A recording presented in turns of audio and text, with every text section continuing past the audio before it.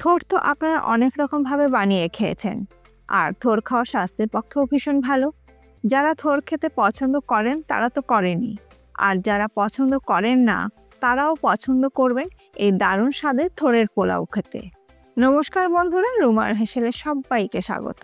রেসিপিটা কেমন লাগলো অবশ্যই জানাবেন, ভালো লাগলে সবার সাথে একটু শেয়ারও করে নেবেন। থোরের পোলাও বানানোর জন্য নিয়েছি একটি থোর। প্রথমে থোরের ওপরের যে খোসাটা আছে সেটাকে বাদ দিয়ে দেব কেটে। আজকে এই থোরের পোলাওটা বানানোর জন্য এখানে আমি অর্ধেকটা থোর ব্যবহার করছি। থোরটা মাঝখান থেকে অর্ধেক করে নেবার পর থোরের গায়ে যে খোসাটা আছে সেটাকে কেটে বাদ দিয়ে দিতে হবে। তারপর থোরটাকে গোল গোল চাকচাক করে পাতলা পাতলা করে কেটে নেব। তারপরে থোরের যে আঁশগুলো আছে সেটাকে আঙুলে কিন্তু পেঁচিয়ে বাদ দিয়ে দিতে হবে। থোরের এই আঁশগুলো কিন্তু অবশ্যই এগুলোকে বাদ দিয়ে দিতে হবে, তা না হলে কিন্তু থোর খেতে ভালো লাগবে না। থোরের আঁশগুলোকে বাদ দিয়ে দেওয়ার পর এবার থোরটাকে কুচিয়ে নেব, আর এই একই পদ্ধতিতে বাকি থোরটা আমি কেটে নেব।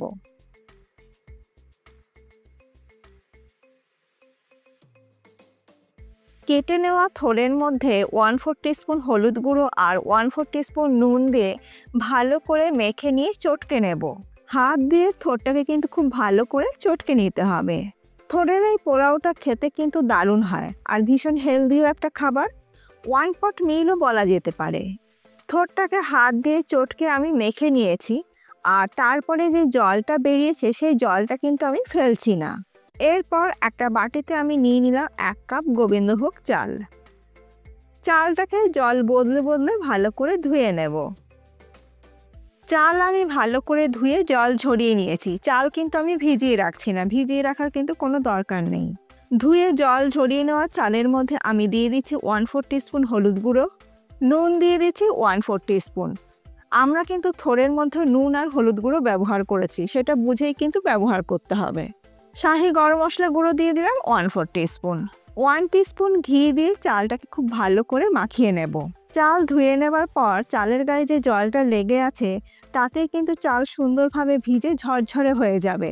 চাল কিন্তু ভিজিয়ে রাখার একদমই দরকার নেই। চালটাকে নুন, হলুদ, ঘি, গরম মশলা গুঁড়ো দিয়ে ভালো করে মাখিয়ে নেবার পর রান্নাটা করার জন্য কড়াইতে দিয়ে দেবো 2 টেবিল স্পুন সাদা তেল। তেল গরম হয়ে গেলে কিছু গোটা গরম মশলা দিয়ে দেবো একটু তেজপাতা, 1 টুকরো দারচিনি, 3টে ছোট এলাচ আর 4-5টা লবঙ্গ। গ্যাসের ফ্লেমটাকে লো টু মিডিয়ামে রেখে 30 থেকে 40 সেকেন্ড সময় নিয়ে ফোড়নটাকে একটু ভেজে নেব। ফোড়নটা থেকে যখন সুন্দর গন্ধ বেরোতে শুরু করবে তখন আমি এর মধ্যে দিয়ে দেবো 1 টিস্পুন আদা বাটা, আর দেবো 1 টিস্পুন জিরে গুঁড়ো।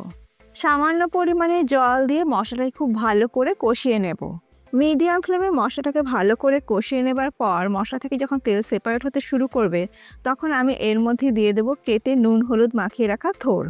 এখানে কিন্তু থোরের জলটা আমি ফেলে দিইনি, থোরটাকে কিন্তু জল শুদ্ধই আমি রান্না করে নেব। এবার গ্যাসের ফ্লেমটাকে হাইতে করে থোরটাকে খুব ভালো করে ভেজে নেব। হাই ফ্লেমে মিনিট 7-8 সময় ধরে থোরটাকে আমি খুব ভালো করে ভেজে নিয়েছি। আর দেখুন থোরের পরিমাণটা কিন্তু অনেকটাই কমে গেছে, আর থোরের মধ্যে কিন্তু এতটুকু জল জলে ভাব নেই এখন আর। ঠিক এই পর্যায়ে এবার আমি থোরের মধ্যে দিয়ে দিচ্ছি ধুয়ে নেওয়া কিশমিশ আর কাজু। আবারও সব কিছু একসাথে খুব ভালো করে ভেজে নেব। থোরের মধ্যে কিন্তু আর কোনো কাঁচা গন্ধ নেই, থোরটাকে কিন্তু আমি খুব ভালো করে ভেজে নিয়েছি। সেটা নিশ্চয়ই দেখে বুঝতেই পারছেন যে থোরের পরিমাণটাও কিন্তু কমে গেছে। এবার আমি এর মধ্যে দিয়ে দেবো মশলা মাখিয়ে রাখা গোবিন্দভোগ চাল। এবার এই সব কিছু একসাথে মিডিয়াম ফ্লেমে খুব ভালো করে ভেজে নেব। মিনিট 3 চাল ভেজে নেবার পর দেখুন চাল কিন্তু বেশ একটা হালকা আর ঝরঝরে হয়ে গেছে। পোলাও যদি আপনারা ঝরঝরে তৈরি করতে চান তাহলে চালটাকে কিন্তু খুব ভালো করে ভেজে নিতে হবে। চাল ভালো করে ভেজে নেবার পর এবার আমি জল দিয়ে দিচ্ছি 2 কাপ। যে কাপ মেপে আমি চাল নিয়েছিলাম সেই কাপ মেপে আমি 2 কাপ জল দিয়ে দিলাম। নুন আর আমি দিচ্ছি না, থোরের মধ্যেও নুন মাখিয়েছিলাম আর গোবিন্দভোগ চালের মধ্যে আমি নুন মাখিয়েছিলাম। আপনাদের প্রয়োজন হলে অবশ্যই ব্যবহার করতে পারেন। সব কিছু ভালো করে মিশিয়ে নেবার পর দিয়ে দিলাম 3টে চেরা কাঁচা লঙ্কা, আর দেবো 2 টেবিল স্পুন চিনি। এটা কিন্তু একটু মিষ্টি মিষ্টি হলে খেতে ভালো লাগবে, তবে অবশ্যই আপনারা আপনাদের নিজেদের স্বাদ অনুযায়ী ব্যবহার করবেন। সব কিছু ভালো করে মিশিয়ে নেবার পর চাল যখন ফুটতে শুরু করবে তখন ঢাকা দিয়ে লো ফ্লেমে চালটা সেদ্ধ হওয়ার জন্য অপেক্ষা করব। ঢাকা দিয়ে লো ফ্লেমে মিনিট 5 রান্না করে নেবার পর আমাদের থোড়ের পোলাও অলমোস্ট ডান। সব কিছু একটু ভালো করে মিশিয়ে নিচ্ছি। চাল কিন্তু সুন্দর সেদ্ধ হয়ে গেছে, তবে একটা ভেজা ভেজা ভাব এখনও একটু আছে। সব কিছু ভালো করে মিশিয়ে নেবার পর গ্যাসের ফ্লেমটাকে আমি বন্ধ করে দিলাম।